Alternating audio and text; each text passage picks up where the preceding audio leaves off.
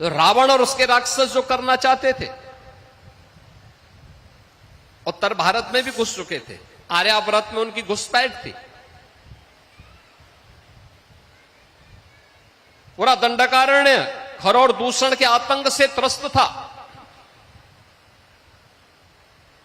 बस्तर तक ताड़का पहुंच गई थी, मारीच और सुबाऊ पहुंच गए थे। वहां के सुंदर वनों को, नगरों को उन्होंने उजाड़ करके तहस नहस कर दिया था, उजाड़ कर दिया था। याद करना, जब भी नकारात्मक ताकतें वर्चस्व में आएंगी, ऐसे ही उजाड़ करेंगी, ऐसे ही तहस नहस करेंगी, जो रावण के समय में करते थे। शिक्षण संस्थानों को, शोध के केंद्रों को वैसे ही बंजर करेंगे जैसे खर और दूषण और ताड़का के द्वारा उस कालखंड में किया जाता था। और तब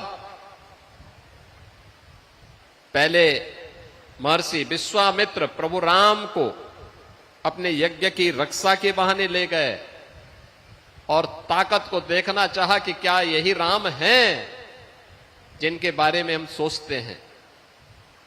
तो मुकाबला, सबसे पहला मुकाबला किससे हुआ? ताड़का से। मारीच और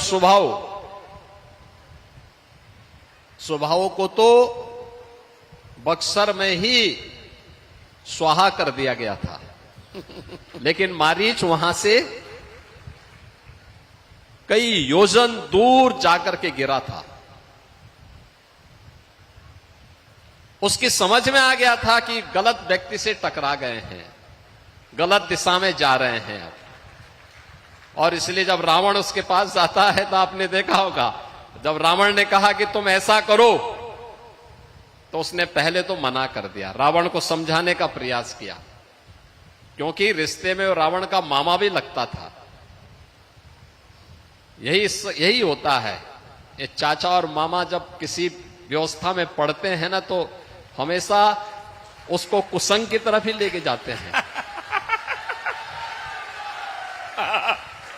उस सन्मार्ग की तरफ नहीं ले जाते हैं। आपने देखा होगा, शकुनी दुर्योधन के पाले पड़ा तो महाभारत करवा दिया। ऐसे ही ये मारीच